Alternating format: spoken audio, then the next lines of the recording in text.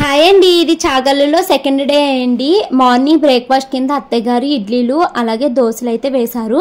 Breakfast తినేసిన తర్వాత అత్తయ్య వాళ్ళు అయితే టెంపుల్కి వెళ్ళారండి. నేనైతే ఇంకా కూర వండడం స్టార్ట్ చేశాను. ఈ రోజు అయితే ఫిష్ ఫ్రై అయితే పెడుతున్నానండి.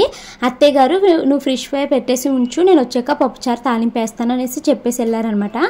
ఫిష్ ఫ్రై అయితే కంప్లీట్ అయిపోయిందండి. ఈ లోపల అత్తయ్య వాళ్ళు టెంపుల్ నుంచి వచ్చేసారు. ఇంకా అత్తయ్య గారు పప్పుచారు పని చూసుకుంటుంటే నేనైతే త్వరగా గిన్నెలన్నీ తోమేశాను. ఇదిగోండి అత్తయ్య గారి కోసం నేను వాషింగ్ మిషన్ అయితే తీసుకుని వచ్చాను కదా. సో ఈ వాషింగ్ మిషన్ ఎలా వాడాలి ఏంటి అన్నది అత్తయ్య గారికి అయితే ఎక్స్ప్లెయిన్ చేసేసామండి. ఇంకా వాషింగ్ మిషన్లో బట్టలన్నీ అయిపోయిన తర్వాత వాటన్నిటిని తీసుకొచ్చి డాబా పైన అయితే తీగల మీద అయితే నేను అత్తయ్య గారు కలిసి ఆరేసేసుకుంటున్నాము. ఇక ఆఫ్టర్నూన్ లంచ్ అయితే చేస్తున్నామండి. ఫిష్ ఫ్రై అలాగే పప్పుచారు అయితే వేసుకుని చక్కగా భోజనాలు అయితే చేసేస్తున్నామండి. ఫస్ట్ అయితే నేను షాను మనుకి హేమన్యాకి అయితే భోజనం తినిపించేసి తర్వాత నేనైతే తిన్నానండి.